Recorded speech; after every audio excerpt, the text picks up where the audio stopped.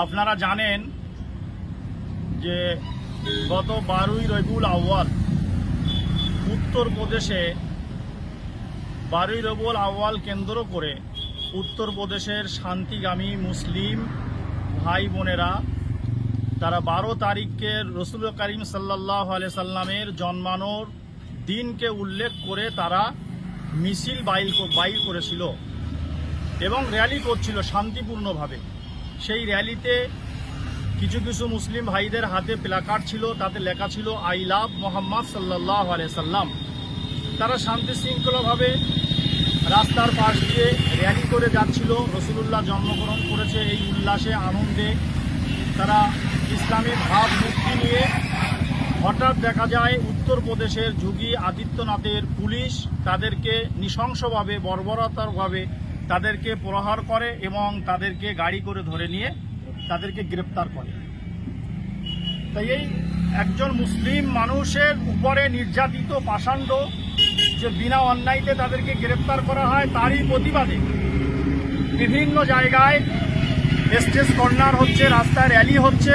তাই আমরা ভাঙড়ের আপামর জনগণ এবং এখানে আপনারা দেখছেন বিভিন্ন জায়গার ইমাম সাহেবেরা আছেন, ইমাম সংগঠনের তরফ থেকে আগামী 26শে সেপ্টেম্বর শুক্রবার বেলা 3টে থেকে 5টা পর্যন্ত ঘটকপুকুর রিলায়েন্স পেট্রোল পাম্পের সামনে 213 বাস স্ট্যান্ডে আমরা শান্তিপূর্ণভাবে প্রতিবাদ সভার আয়োজন করেছি।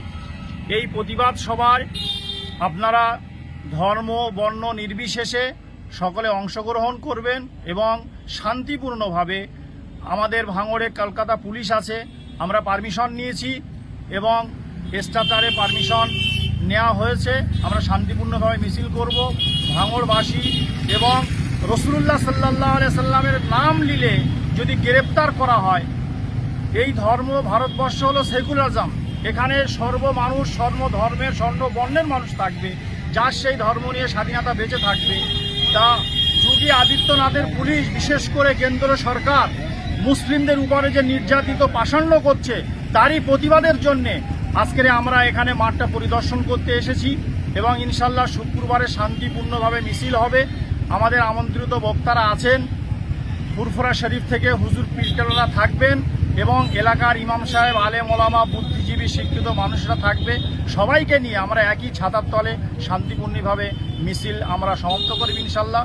সকলকে এই মিছিলে আসার আহ্বান করছি।